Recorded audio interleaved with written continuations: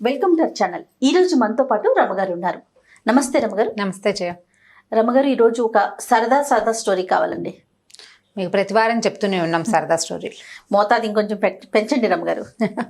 మొన్న ఒక కాకరకాయ కూర కథ చెప్పుకున్నాం కదా. ఒక ఆవిడ నాకు ఫోన్ చేశారు.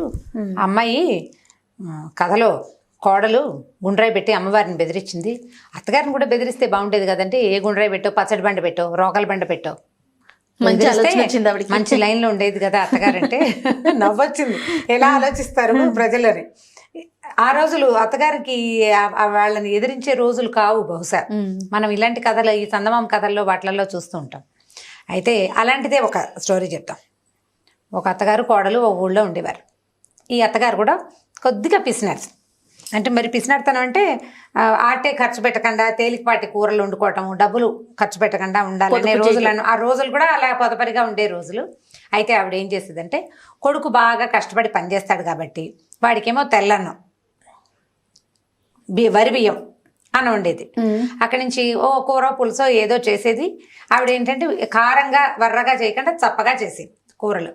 వరెన్నంలోకి కారంగా వేసామనుకోండి, ఎర్రటి పచ్చళ్ళు వేసుకుంటే మండిపోతుంది. అందుకని కొంచెం చప్పటి కూరలు చేసేది. కోడలికేమో జొన్న అన్నం పెట్టేది. ఎందుకంటే కోడలు బలంగా రేపొద్దున పిల్లల్ని కనాలి, పని చేయాలి, ఎంత పని చేయాలి. అందుకని జొన్న అన్నం తింటే బాగా బలం వస్తుందని జొన్న అన్నం పెట్టేది. ఈ జొన్న అన్నంలోకి ఏంటంటే అది చప్పగా ఉంటుంది, తీపిగా ఉండదు. వరెన్నంలాగా తీయగా ఉండదు, జొన్న చప్పగా ఉంటుంది. అందులోకి కారం, పచ్చిమిర్చి, ఎండుమిర్చి అలాంటివి తగిలితేనే రుచిగా ఉంటుంది. కొంచెం ఆ మాత్రం తినగలుగుతారు. ఆవిడ ఈ చప్పకూరే పులుసే వేసి పెట్టేది కోడలికి. అది తినలేకపోయేది ఆ పిల్ల. అయితే ఏమైందంటే, ఒకసారి ఓ రోజు సాయంకాలం ఈ అమ్మాయిని చెరువు దగ్గరికి కాపలాకి వెళ్ళమన్నారు. చెరువు పక్కన వాళ్ళకు ఒక చిన్న చేనేదో ఉంది. ఉంటే ఏంటంటే ఆ చెరువు పక్కన గంగానమ్మ గుడి ఉంది ఆ ఊరిది. మామూలుగా గంగానమ్మ అంటే విగ్రహాలు అవి ఏమి ఉండవు. అక్కడ ఒక రోలు, ఓ పత్రము ఉండేవి. గంగానమ్మ రోలు, గంగానమ్మ పత్రం అనేవాళ్ళు. ఊరి వాళ్ళు ఏదైనా పెద్ద పెద్ద పచ్చళ్ళు చేసుకుంటే వెళ్ళి ఆ రోట్లో రుబ్బుకునేవాళ్ళు. ఆ చెరువు పక్కన ఉన్న రోట్లో రుబ్బుకుంటారు. పండగలప్పుడు దానికే పసుపు బొట్టు పెట్టి గంగానమ్మగా పూజ చేస్తారు. మన దగ్గర కూడా అలాంటి విధానం గుండ్రాళ్ళకి పెట్టుకుంటాం. అవును. అయితే ఈ పెళ్ళి ఏం చేసింది, సాయంకాలం కొద్దిగా చీకటి పడుతుండగా చెరువు దగ్గరికి వెళ్తూ ఏం చేసిందంటే, ఓ అంత పెసరపప్పుని చెంగును మూట కట్టుకుని నిమ్మ చెట్లు ఏవో ఉన్నాయి వాళ్ళ తోటలో. వాళ్ళు అమ్మాయి వెళ్ళింది తోటేనమాట. సరే పెసరపప్పుని మూట కట్టుకుంది. అత్తగారంది, చీకటి పడకుండా అన్నం తినేసేయి, చీకటి పడి జొన్న అన్నం తింటే అరగదు, పెందరాళి అన్నం తినేసేయి, 9 గంటల దాకా ఉండు, అబ్బాయి వచ్చి నిన్ను తీసుకొస్తాడని చెప్పింది. సరే 5:30 అలా అయ్యింది. ఈ పిల్ల ఏం చేసింది, వెళ్ళింది కదా, వెళ్తూ ఏం చేసింది, చెంగుని మూట కట్టుకుంది కదా, ఆ చెంగుని నీళ్ల తొట్టులో ముంచింది. అంటే పెసరపప్పుని తడిపిందనమాట. పెసరపప్పు కొంచెం నానుతుంది తడికి. మెల్లిగా చెరువు వైపుకి వెళ్ళిపోయింది. అత్తగారు మొగుడు ఇంకెక్కడున్నాడో, వీళ్ళింటో ఉన్నారు. అక్కడికి వెళ్ళి కూర్చున్నాక పెళ్ళి ఏం చేసింది, సరే వచ్చేటప్పుడే చిన్న పొన్న వస్తువులు మూట కట్టుకుని తెచ్చుకుంది. ఏం తెచ్చింది, పెసరపప్పు నానబెట్టేసింది కదా కొంగునున్నది, ఒక 4-5 ఎండుమిరపకాయలు బొడ్లో దోపుకుంది. చీర పక్కన పెట్టి దోపేసుకుంది. చిన్న ఇంగు ముక్క, కాస్త ఇంత జీలకర్ర తెచ్చుకుంది. పచ్చడి నూరుకుంది కనమాట. సరే ఏం చేసింది, ఈ చెరువు పక్కన ఏదో పిట్టల్ని వాటిని వడిసెలు విసిరి కొట్టింది. అక్కడి నుంచి ఈ గంగానమ్మదే రోలు ఉంది కదా, అక్కడ కూర్చుని పచ్చడి రుబ్బుకోవటం మొదలుపెట్టింది. ఈ పెసరపప్పు తీసి, కటిక పెసరపప్పు పచ్చడి అంటారు. కొద్దిగా నానిన పెసరపప్పుతోటి పచ్చడి నూరుకుంటారు. ఎర్రగా కారంగా బాగుంటుందన్నమాట. అందులో ఒక ఇంగువ, కాస్త ఉప్పు అవి వేసుకోవాలి. అన్నీ తెచ్చుకుంది వస్తువులు. అత్తగారికి తెలియకుండా మధ్యాహ్నం నుంచి జాగ్రత్తగా చిన్న పొన్న పొట్లాలు కట్టి నడుం చుట్టూతో దొప్పుకుని తెచ్చుకుంది. పెసరపప్పును అంత పెసరపప్పు మాత్రం మూట కట్టింది అనమాట కొంగున. సరే ఏమైంది, ఆ ఊరి రాజుగారు ఆ దారి వెంబడే వస్తున్నాడు. వస్తూ చెరువు దగ్గర మంచినీళ్ళు తాగడానికి దిగితే ఈ పిల్ల రోట్లో ఏదో రుబ్బుతోంది. సరే చూస్తున్నాడు. చీకటి వేళ ఎవ్వరూ లేకుండా ఒక ఆడ కూతురు కూర్చుని పప్పు రుబ్బుకుంటుంటే, ఏమిట్రా ఇది అని చూస్తారా, అదేదో వింతగా కనపడింది ఆయనకి దృశ్యం. సరే చూస్తుంటే ఏం చేసింది, ఈ పిల్ల రొంటి నుంచి ఇది ఇంగువ తీసి వేసి నలిపింది. కాస్త రుబ్బేసరికల్లా ఇంగువ గుమాయిస్తూ వాసన వస్తుంది కదా, వాసన వచ్చేసరికల్లా రాజుగారికి భలే బాగుంది వాసన అని ఆ అమ్మాయి దగ్గరికి వెళ్ళాడు. అమ్మాయి ఏమిటమ్మా చీకట్లో కూర్చుని రుబ్బుతున్నావు, నువ్వెవరు ఏమిటని అడిగితే, పలానా వాళ్ళ కోడలండి, చెరువు పక్కన ఉన్న చెలవకి కాపలా వచ్చాను, పక్కన చేయనుంది దానికి కాపలా కోసం వచ్చాను, అన్నంలో కోసం అని పెసరపప్పు పచ్చడి రుబ్బుకుంటున్నానంటే, ఎంత మంచి వాసన వస్తుంది, కాస్త పెట్టవా అన్నాడు. చేతిలో పెట్టింది. అన్నాడు. కారంగా ఉంటే అమ్మాయింది, బొట్టిగా తింటే కారం పడుతుందండి, జొన్న అన్నంలో నలుచుకు తింటే బాగుంటుంది, నేను అన్నం తెచ్చుకున్నాను తింటారా అంది. ఆ పచ్చడి రుచి పట్టలేకపోతున్నాడు ఆయన ఆ వాసనకి. సరే ఏం చేశాడు, ఆ పిల్ల పక్కన చేలో ఉన్న ఒక నిమ్మకాయ కోసుకొచ్చి దానికి కాస్త చిన్న పిన్నిస్తో చిల్లు పెట్టి, ఏ చాకులు గీకులు లేవు కదా, పచ్చడి నిమ్మరసం పిండిది. నిమ్మరసం వేస్తే ఇంకా మంచి వాసన వస్తుంది ఆ పచ్చడి. అక్కడి నుంచి ఏం చేశాడు, ఆ అమ్మాయి టిఫిన్ మూత డబ్బాలో పెట్టుకొచ్చుకుంది కదా, అందులోంచి మూతలోకి అంత జొన్నన్నం తీసి పచ్చడి వేసి కాస్త కలిపి రాజుగారి చేతులు పెట్టింది. రాజుగారు చకచకా తినేశాడు. ఇంకొంచెం పెట్టని సగం అన్నం రాజుగారు తినేశాడు. ఎంత బాగుందమ్మా, భలే బాగుంది, చాలా బాగా చేసావు అని ఇదిగో ఇది ఉంచుకొని ఒక రూపాయి కాసులను సంచి ఆ పిల్ల చేతిలో పెట్టబోయాడు. పెట్టపోతే అమ్మాయింది, ఎందుకండి డబ్బులు గిబ్బులు ఇవ్వద్దు, ఇప్పుడు ఈ డబ్బులు ఎవరిచ్చారని చెప్పను నేనంటే రాజుగారు ఇచ్చారని చెప్పమన్నాడు. రాజుగారు ఇచ్చారంటే రాజుగారు డబ్బులు ఇవ్వడానికి నువ్వేం చేసావని అడగదా మా అత్త అడుగుతుంది. అడిగితే ఏం చెప్పాలి, చెప్పు అన్నం పెట్టానని చెప్పు అన్నాడు. మరి మీరు జొన్నన్నం తిన్నారని ఊరంతా ప్రచారం అవుతుంది, మీకు ఓకేనా? రాజుగారు నాలుగు కరుక్కున్నాడు. ఏంటంటే రాజులు వాళ్ళు జొన్నన్నాలు తినకూడదు, ఓకే, పరువు తక్కువ. సరే నేను తిన్నానని చెప్పకూడదు ఒకటి. రెండోది, జొన్నన్నంలోకి ఏ వేసు తిన్నాడు అంటే పెసరపప్పు పచ్చడి అన్నది. కోడలు పెసరపప్పు తెచ్చుకుందన్న సంగతి బయటపడిపోతుంది. కాబట్టి మా అత్తకి తెలిసిపోతుంది నాకు డబ్బులు వద్దండి. డబ్బులు వద్దండి అంటే ఆయనకి రాజుకి డౌట్ వచ్చింది. ఏ అమ్మాయి ఇంతోటి పచ్చడి నువ్వు ఇంటి దగ్గర రుబ్బుకోలేకపోతావా? అక్కడే ఎందుకు తెలియదంటే, మీ రాజ్యంలో అత్తలు గట్టివాళ్ళు అండి, కోడళ్ళు మెతకవాళ్ళు, మేము ఇలాగే తినాలి, మాకు ఆస్తులు ఉండవు, ఆడపిల్లలకి ఆస్తులు ఉండే రోజులు కావు కదా, మా నాన్నలు మాకేమి ఇవ్వరు, కట్నాలు తెలియదు కాబట్టి అత్తలు మాకు జొన్నన్నాలు పెట్టి మా మొగుళ్ళకి వరణాలు పెడతారని ఆ ఊరి సాధక బాధకాలన్నీ చెప్పింది. నీ దగ్గర డబ్బులు లేవంటే నాకేమీ లేదు, మా నాన్న నాకేమి ఇవ్వలేదంతే అనేసరికి రాజు అన్నాడు, ఒక ఐడియా చెప్తాను, ఈ డబ్బులు మూట పట్టుకెళ్ళి వస్తూ ఉంటే దొరికిందని చెప్పు.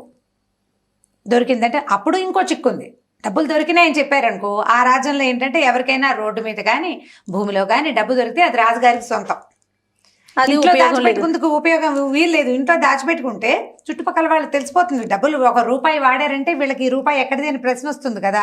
అవేమో మారకపు రోజులు, వస్తు మార్పిడి రోజులు, వీళ్ళ దగ్గర క్యాష్ ఉందంటే తెలిసిపోతుంది. కాబట్టి ఇప్పుడు ఏం చేయాలంటే, ఓ పని చెయ్యి, నువ్వు పట్టుకెళ్ళు, ఈ డబ్బులు నీ సొంతమయ్యే ఉపాయం నేను చేస్తానని ఈయన ఏం చేశాడు, ఆ డబ్బులు సంచి ఆ పిల్ల చేతులు పెట్టి, చేతులు చక్కగా 4 లొట్టలు వేసుకుంటూ, పచ్చడి కారంగా ఉంది, చేతులు కడుక్కున్నాడు, మంచినీళ్ళు తాగాడు.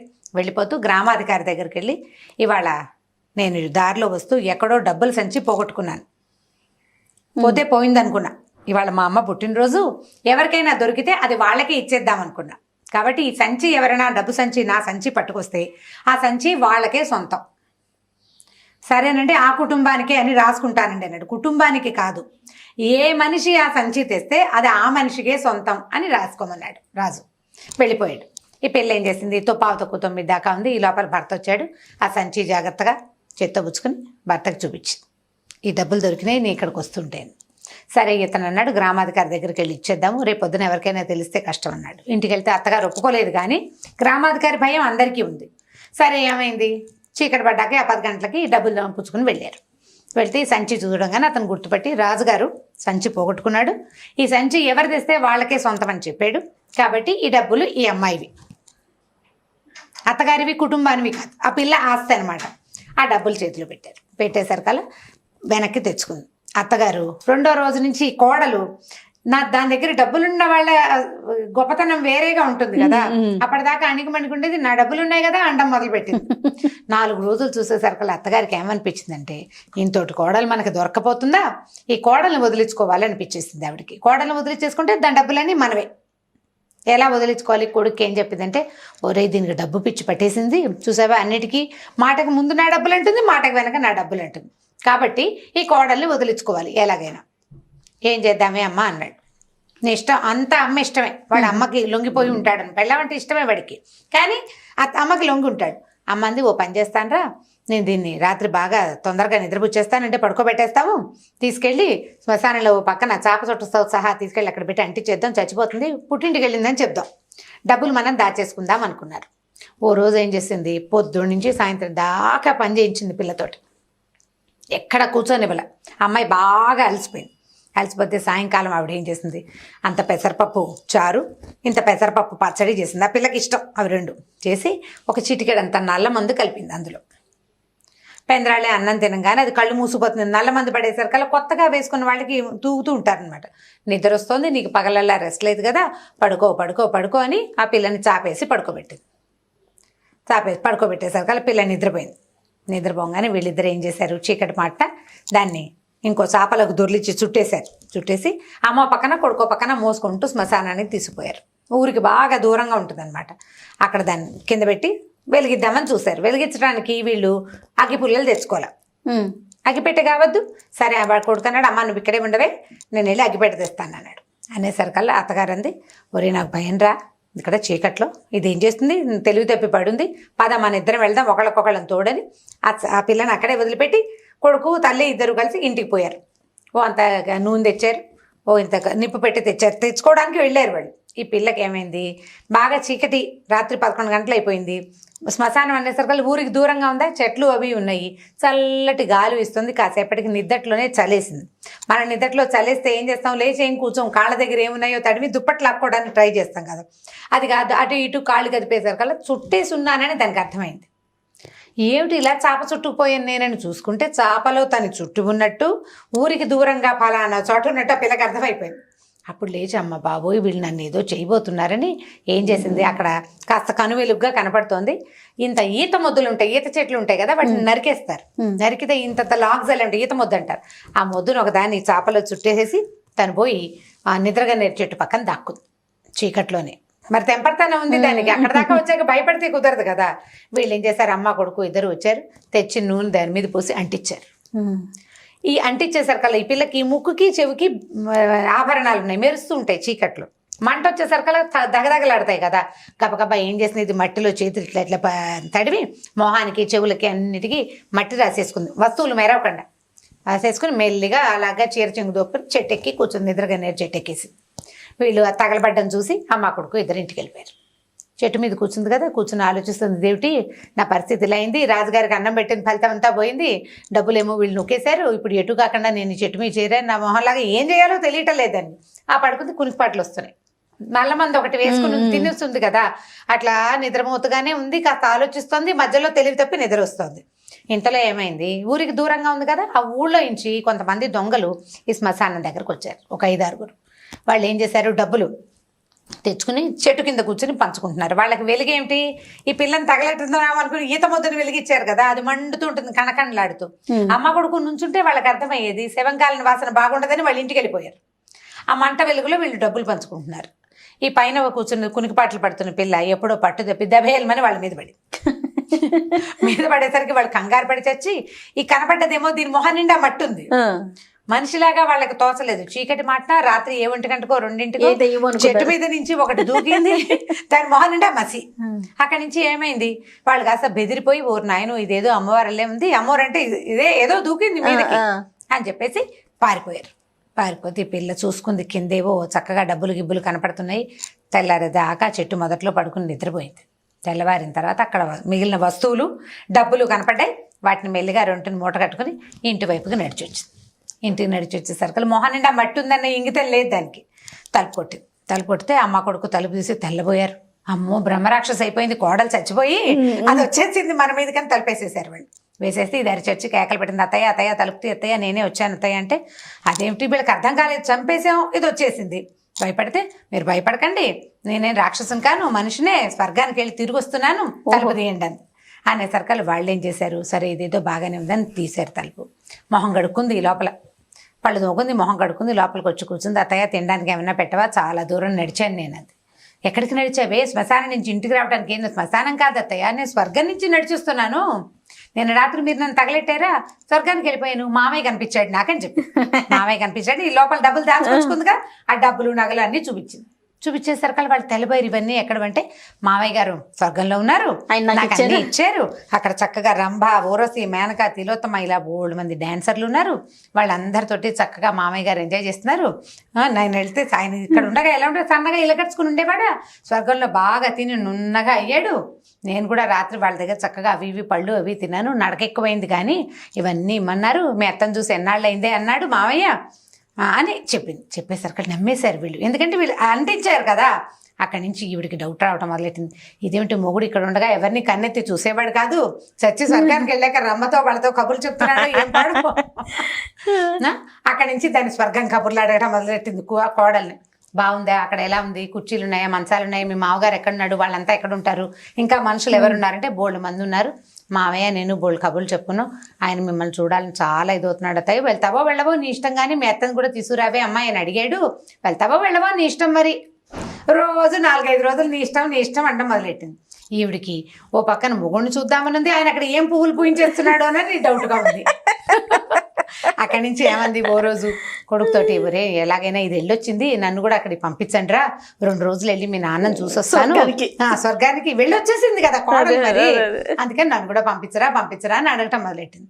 కొడుకు అన్నాడు, ఏమోనే అమ్మా నువ్వు సరిగ్గా వస్తావో రావంటే, ఎందుకు రాను, అది రాలా, ఆ మాత్రం తెలివితేటలు నాకు లేవు, నేను వస్తాను రాను.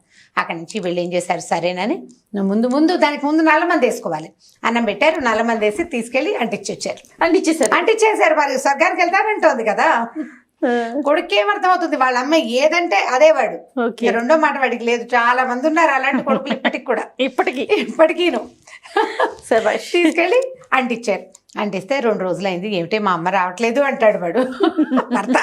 అతను అడుగుతున్నాడు అనమాట, మా అమ్మ ఏమిటే 2 రోజులైనా రాదు, 4 రోజులైనా రాదు, ఏమోలే ఆయన వదిలిపెట్టి రాలేకపోతుందో ఏమిటో, కాదే ఇక్కడ గొడ్డు గోదా, ఆవిడేమిటి వెళ్ళేటప్పుడు ఆవు ఈనమోపు మీద ఉంది, ఆవి నాటికి వచ్చేస్తాను జున్ను తినడం కోసం అని చెప్పింది, ఆవినింది జున్ను అయ్యింది, తెరపిన పడ్డాయి, అయ్యేవి లేవు, పాలు మామూలుగానే ఇచ్చేస్తుంది, జున్ను పాలు అయిపోయినాయి, అయినా అత్తగారు రాల. అత్తగారు రాపోయేసరికి కొడుకు ఒక 15-20 రోజులు అయ్యేసరికి డౌట్ వచ్చేసింది, మా అమ్మ ఏమిటి అక్కడే ఉండిపోయిందా, నేను ఏం చేయాలి. ఆయన సర్కల్ ఈ అమ్మాయి ఏం చేసిందంటే తాపీగా మొగుడిని కూర్చోబెట్టి సాంగంగా జరిగిందంతా చెప్పింది. మీరు నన్ను ఇది చేయబోయారు, ఇప్పుడు మీ అమ్మ వెళ్ళిపోతే నీకు నొప్పి తెలుస్తోంది, నేను తిరిగి రాకపోతే నీకు తెలిసేదా, రాజుగారు ఇచ్చిన డబ్బులు నువ్వే నువ్వు మీరే తీసేసుకుని, నేను రోడ్డు నుంచి పట్టుకొచ్చిన డబ్బులు కూడా మీరే తీసేసుకోవాలని మీ ఉద్దేశము అని భర్తకి బాగా అర్థమయ్యేలాగా బ్రెయిన్ వాష్ చేసింది అనమాట. చేసేసరికి వాడు ఏమంటే, సరే కానిలే మా అమ్మ తిరిగి రాపోయినా మా నాన్న దగ్గరే ఉందని స్థితంగా ఊరుకున్నాడు. ఈ అమ్మాయి హాయిగా అంతకుముందు రాజుగారు ఇచ్చిన డబ్బులు, ఇప్పుడు తను తెచ్చుకున్న డబ్బులతోటి చక్కగా పాల వ్యాపారం చేసుకుంటూ హాయిగా సంతోషంగా ఉంది భర్తతోటి. తర్వాత తన కోడళ్ళని ఆవిడెప్పుడు జొన్నన్నం పెట్టలేదన్నమాట. జొన్నన్నం తిన్న కోడళ్ళు తిరుగుబాటు చేస్తారని. అంటే బంతిలో బలపక్షం చేయకూడదు కదా జయ, బంతిలో బాలపక్షం చేస్తే ఎట్లా, వీళ్ళు చిన్నపిల్లలని పెట్టకుండా ఉండకూడదు. అందరు ఇప్పుడు నువ్వేం తింటున్నావో నీ పక్కన ఉన్న వాడికి కూడా అదే పెడితే వాడికి ఏం తేడా దృష్టి ఉండదు. నువ్వు సరిగ్గా చేయకపోతే వాళ్ళు నిన్ను ఏదైనా చెయ్యాలనుకుంటారు. అత్తగారులకు పాఠమే కదా ఇది, అత్తగారులకు గుణపాఠమే. ఊళ్ళో ఎవరు అత్తగారులు ఏం చేశారో మరి, చాలా ఉంటాయి ఇలాంటి కథలు, బోల్డ్ అని కనపడతాయి. చాలా బాగుంది. స్వర్గారోహణ పర్వం కథ బ్రహ్మాండంగా ఉంటుంది. ఫన్నీగా ఉంది రమ్మగారు, పిల్లలకు కూడా కొంచెం కామెడీగా నవ్వుకోవడానికి బాగుంటుంది. ఇలా చేయకూడదు ఇలా చేయొచ్చు అని చెప్పడానికి కూడా ఉపయోగపడుతుంది. రైట్ రమ్మగారు, ఇంకో స్టోరీతో మళ్ళీ కలుద్దాం. ఓకే జయ, థ్యాంక్ యూ అండి. ఈ వీడియో కనుక మీకు నచ్చినట్లయితే లైక్ చేయండి, షేర్ చేయండి. మరిన్ని వీడియోస్ కోసం మా ఛానల్ని సబ్స్క్రైబ్ చేసుకోండి.